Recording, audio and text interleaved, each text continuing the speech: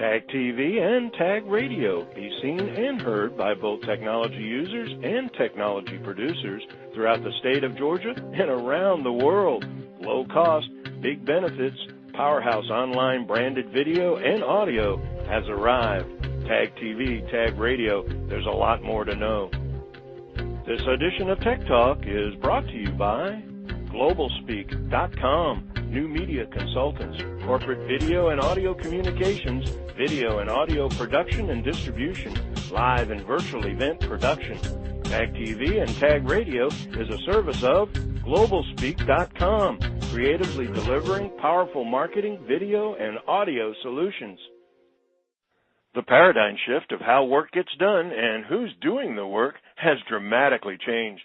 In recent years, the CFO has been a critical aspect in helping corporate America improve efficiencies to remain competitive globally. Yet, finance and accounting for more than a few companies still functions like they did a decade ago. Why? Well, traditionally in most companies, finance and accounting were designed to look backwards, not forward. Greetings, everyone. It's Tuesday, November 6, 2012, and this is Tech Talk with Technology Association of Georgia President Tino Mantella. I'm your guest host, Frank Baia. Up to the Tech Talk, the consulting partner. Can they really understand your needs? What about providing workable solutions? And most of all, can they deliver the right resources at the right time, doing the right work? It's all about increasing the effectiveness and efficiencies of the finance responsibility to achieve broader corporate strategies. It's a Tech Talk look into the consulting partner's role and the impact on today's enterprise capability to stay globally competitive as we meet industry-leading Cheri Brown, finance and accounting consulting partner at nationally recognized Intersect Group. Cheri has over 20 years' experience managing and implementing large, complex solutions that cross technology, organizational, and process boundaries to create business solutions and greater business value. She has worked internationally and for clients that range from the Global 500 to mid-market companies. Starting as a manager of billing operations for a regional division of the Marriott Corporation, she later joined Pricewaterhouse, PwC Consulting, and IBM, a combined 17-year career in management consulting and outsourcing solution architecting. She joined the Intersect Group after having her own successful business for 3 years. She's published white papers and articles on transformation risk and methods of implementing service delivery models. Can a single resource combine industry-leading consulting services with comprehensive staffing and recruiting services? Can consulting partners really deliver results to accelerate your success and deliver all of your mission-critical objectives? Top tips, insights, and an industry outlook only a proven professional can offer. From one of the industry's most recognized performing organizations, we Tech Talk consulting partners who, why, what, and when with the Intersect Group consulting partner, finance and accounting, Cheri Brown. Cheri, welcome to Tech Talk. Oh, thank you, Frank, for having me. Well, consulting and staffing firms, I think, the ability to concentrate on your core competency as a small to medium-sized enterprise, even a large corporation today, it becomes more and more challenging with all the details and information and criteria that you have to face just to, quote-unquote, remain competitive. Give our listeners a little bit of an insight into traditional consulting and staffing firms and maybe how they differ between each other. Well, in my mind, the traditional firm is one that hires right out of college and trains the consultant through their methodology and then deploys them pretty much en masse with oversight from one senior or mature professional versus our model, which combines some of the traditional only in that our consultants are mature, tenured, been consulting for a long period of time.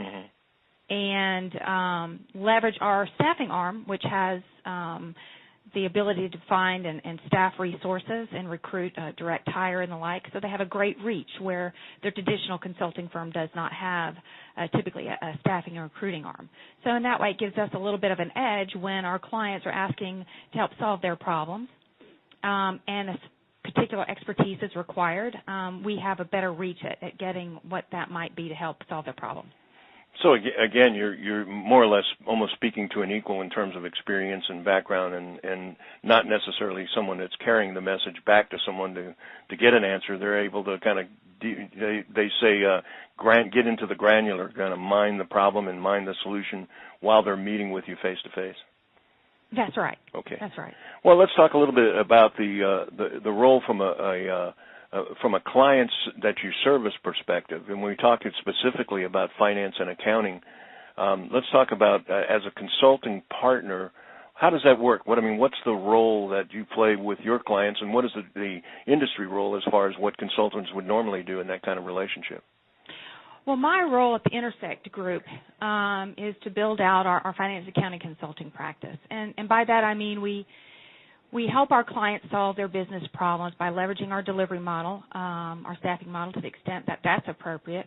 But we primarily focus on service delivery models and what that might mean to a company. Organizations usually start out with a finance and accounting design, if you will, or organizational structure that feeds the business, supports the business, and over time the businesses grow and change. And, there hasn't been the analysis and thought about, does that model still fit? And what parts of that work make sense to have centralized or in a center of expertise and the like. Now, obviously, a lot of our listeners are technology-related industries, or specifically in the technology sector, not only in Atlanta, but really across Georgia and with a podcast even throughout the United States. From your perspective, with your experience and background, what do our listeners need to know about the role that finance and accounting plays specifically in technology, especially, for example, startup companies? Well, the basics, right? Of course, the finance and accounting provides or should be providing the accounting controllership for the business, but also promoting more of a business partner to itself, right? Having the vision and the fact-based ability to make decisions and evaluating the analysis and trends of the business to help make those decisions. Promoting more efficiency and effectiveness throughout the enterprise. How can the organization perform better?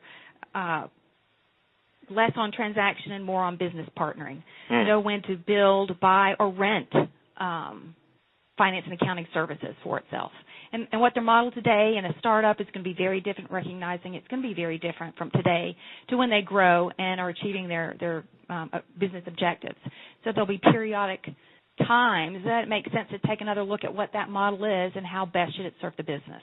Probably a case where just telling them that, the idea that not all the problems are going to be faced today, not all the answers are going to come out today, but that it does take time to evolve, and as you evolve, the events change, the solutions change. Is that absolutely? Okay, so now in our business for many years we've dealt with what we used to call first generation executives, where they actually now they're called startups, but first generation CEOs have a tendency to think they know all the answers.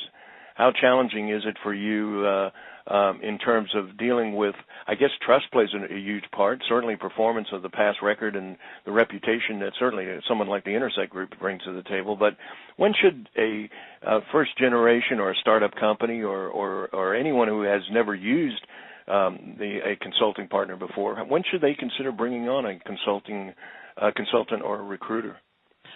And that's a great question. I think there's several times when it makes sense to at least investigate the use of a consultant or a staffing firm.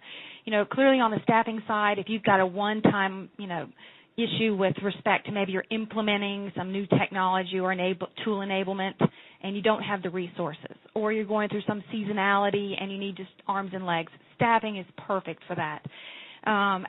As it relates to consulting and you've got some big business issues and you're just not confident that anybody that you currently have on the payroll has the expertise, why not seek the expertise to help you solve that problem? And it might even be you need the change agent, the extra person from the outside to help make that change. Out of the box, you're just not thinking about it. I think a lot of times I've heard a cliche that says something like, what you know limits what you can imagine. And if you understand the philosophy of that, it's a little kind of convoluted, but the reality is that you can live your own experience and it becomes I mean, you live your own mistakes, and it becomes a form of experience, and you make your judgments by it. So I think your change agent point is really a strong one, because in today's day, how can you keep up with everything anyway? Beyond the fundamentals, I'm even talking about what they now would call, quote unquote, disruptive technologies or disruptive possibilities that you have no experience or exposure to. Absolutely, and there's a lot of times the latest craze or fad is just that. Exactly. Yeah. Exactly. Yeah. Well, now, how deep does your in your specific case, your department and the role that you play need to be based on a company's growth potential or its goals?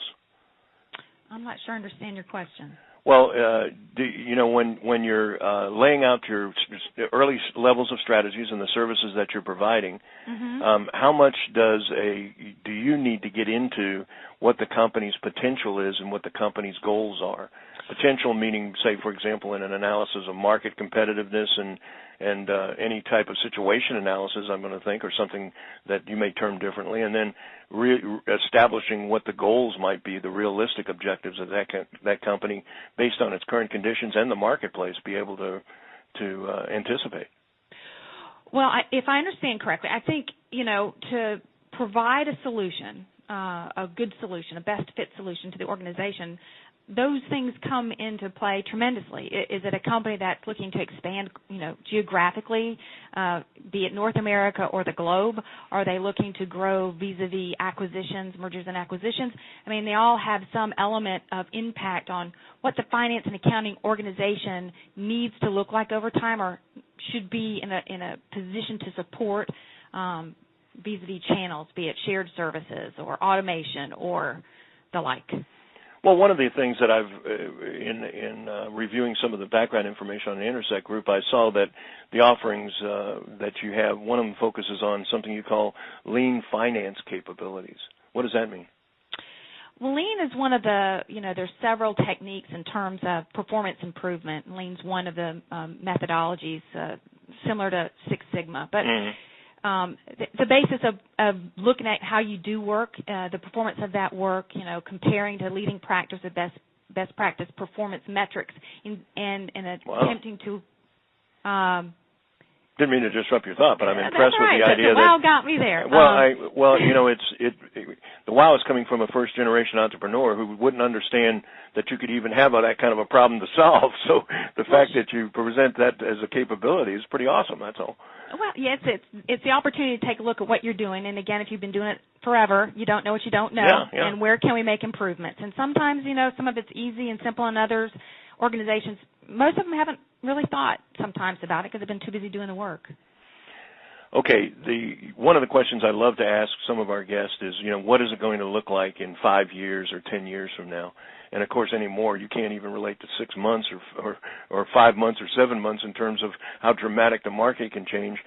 I've got one for you from an accounting and finance standpoint, and that is give us, our listening audience, the top 3 tips for technology companies regarding finance and accounting functions. What would some of those be if you had an opportunity, and you do, to talk to a tech audience?